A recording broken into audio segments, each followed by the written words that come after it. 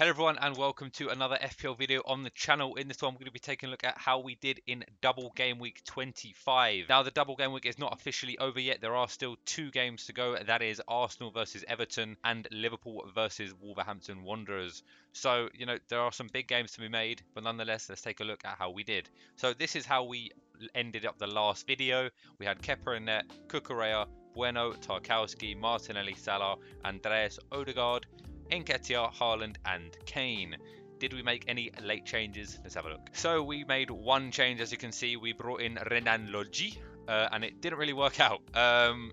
We took out Cucurella for a hit. We brought in Renan Lodji. He got absolutely slapped by West Ham. He came off after 2 goals, so he got 1 point. He didn't get 0, so I suppose that's something. But yeah, not a great return there, not a great transfer. Don't know why I wanted Lodji. I just had a gut feeling, but it didn't work. But overall, we managed to get 42 points, and with a -4, that takes us down to 38. We are on a red arrow. It's only a small one though.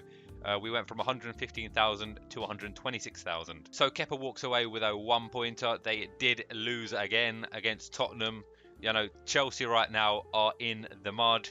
Potter is looking like he's going to get sacked any time now. Surprised it hasn't happened already. If it was under Abramovich, it would have been in the bin a long time ago.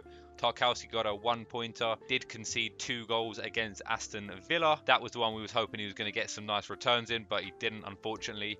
Bueno did start against Fulham, so that's great to see. He got 2 points, didn't get a clean sheet, but we just wanted to get a return. Lodji, we've already spoke about. Martinelli, the shining light of this team. 10 points for him. He wasn't benched. He did play. Nketiah was the one that came off. Nketiah was the one that was replaced. Martinelli played left wing, and I believe he did interchange with Trossard sometimes to play more central. Could be wrong on that, but nonetheless, Trossard and him linked up to get the goal, and he did walk away with bonus points, so he gets a 10-point return going into the Everton fixture at home. So, hoping for big things from Martinelli. A lot of people did sell him. The reasons were there for it, but for me, I had bigger issues, which is why we kept him, and luckily, he has repaid the faith.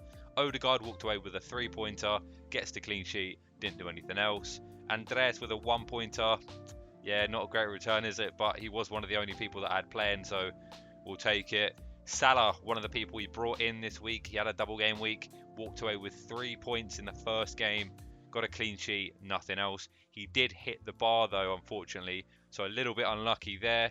And he also got an assist robbed of him because he done like a back heel to Trent, and Trent, smashed it. It looked like it was going to go top bins or back of the net, and Jordan Henderson, of all people, decided, nah, that's not going in, mate. So he cleared it, and yeah, so he walks away with a 6 points so far. Hopefully, in the Wolves game, though, he can do bits. Let's say, hopefully, he scores 3 goals and Wolves win 4-3. So, on to the attack. Nketiah, as it's talked about before, he was benched. He was, Trossard played up front.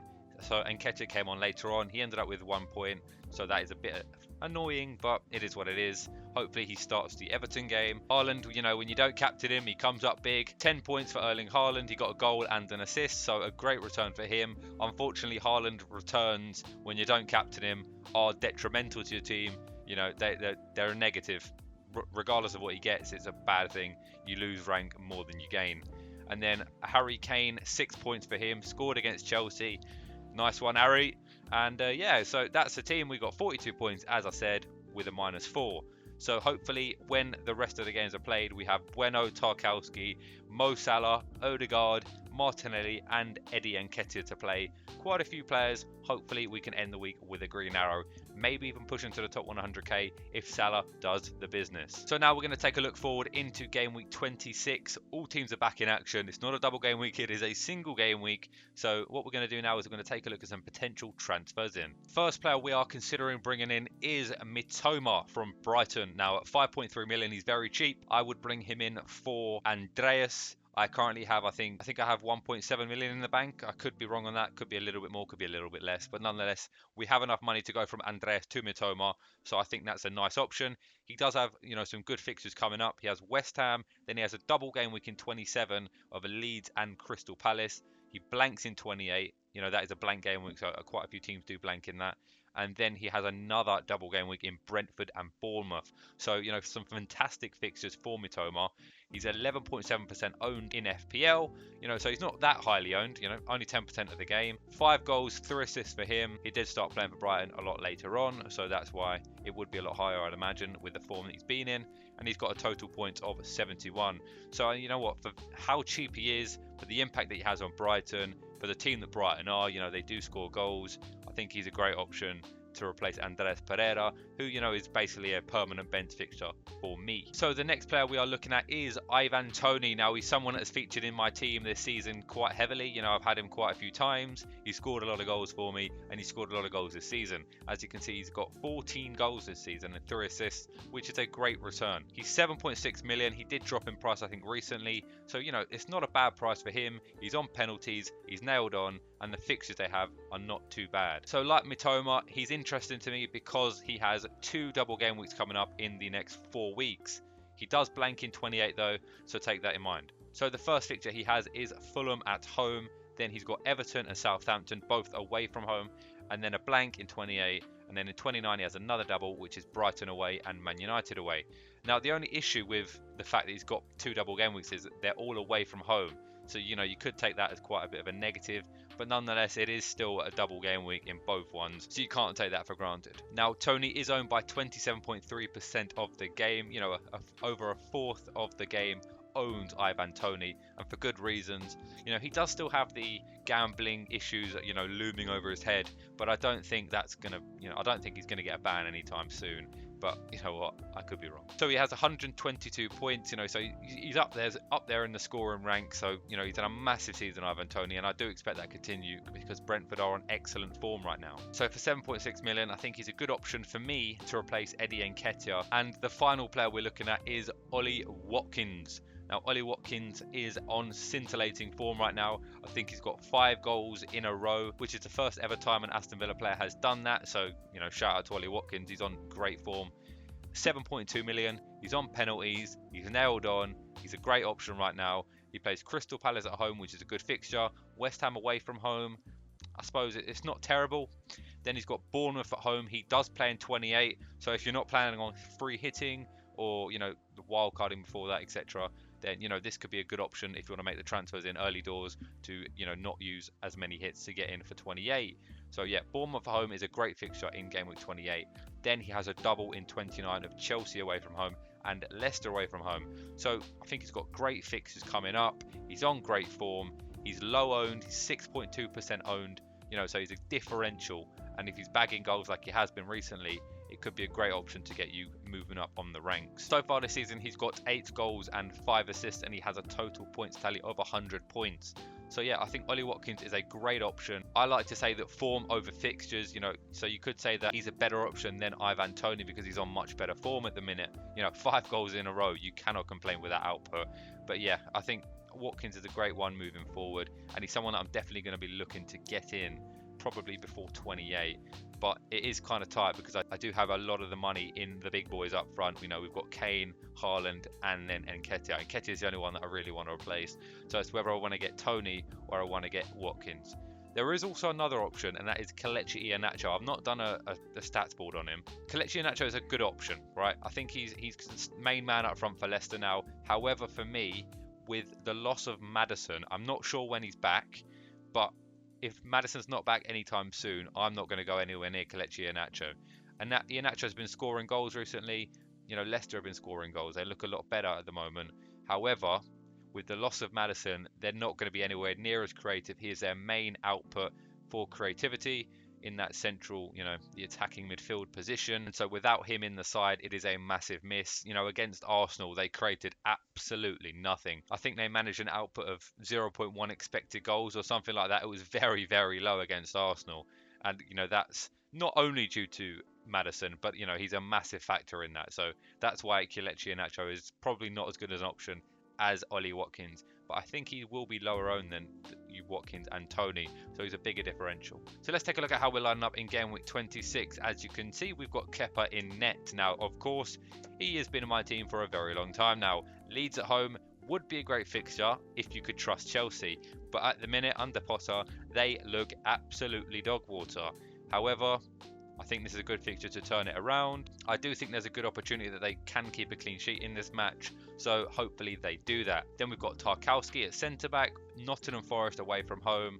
You know, Nottingham Forest just got absolutely hammered by the Irons, so maybe Everton can go there and keep a clean sheet, but I'm not too sure on that. Then we've got the Carabao Cup winner, Luke Shaw. Come on, United, we're back. But yeah, we've got Liverpool away from home. It's not going to be an easy fixture. You know, Liverpool at Anfield are a strong side, but United at the moment are on great form, defensively very, very sound. So, you know, there's a good chance here that I think United can go to Anfield in great confidence and potentially walk away with a clean sheet, although it's going to be very tough. Then we've got the late transfer in of Renan Lodji. This is why I brought him in. You know, he had a fixture last week, obviously. I thought the West Ham one was, I thought it was decent. Not amazing, but decent. I thought there was a chance they might keep a clean sheet, but this is the one I saw, you know, when I looked at him. Everton at home, I think this is a great fixture for Nottingham Forest. Everton don't score many goals. At home, I think Forest are better than they are away from home. So, you know, I think this is a good opportunity for Forest to, you know, maybe walk away with a clean sheet, get some points on the board, and, you know, hopefully Lodi can be a part of that. Because if he does well, if somehow he walks away with, let's say, with a clean sheet, bonus, and maybe like an assist or something like that, if he gets a haul, then we're flying, because this different, he's like 0.2% owned. But yeah, it's a risky pick, but hopefully it pays off. Then we've got Martinelli, who has Bournemouth at home. Great fixture, really good fixture. And, you know, with Martinelli now scoring 2 goals in a row, in 2 games in a row, 2 goals, I think there's a good opportunity he's going to start in this one as well. Then Odegaard, of course, the captain of Arsenal, is guaranteed to start. So yeah, good opportunity there for him to get back into getting some points in FPL, because he hasn't done that in a couple of weeks. Then we've got Rashford, the man on fire.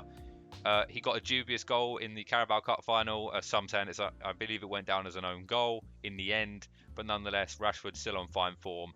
And against the Liverpool side, defensively, who are not the most solid, you know, I think they should have conceded a couple goals maybe against Crystal Palace. They, of course, got battered by Real Madrid. I think Rashford, if he's fit, is going to fancy his chances. Now, he did seem to not be at full fitness in the Carabao Cup final. You know, there was rumours that he might miss it. He did play, but, you know, was he at full fitness? I'm not 100% sure. Hopefully, though, he can recover, because I think he's got a week or so now to rest up, because I don't think he's going to play in the cup game midweek. Then in opposition to Rashford, we have Mo Salah, who's playing Manchester United at home. Now, Liverpool, of course, they're not in the best of forms right now. So, you know, coming up against a form team like Manchester United is going to be tough.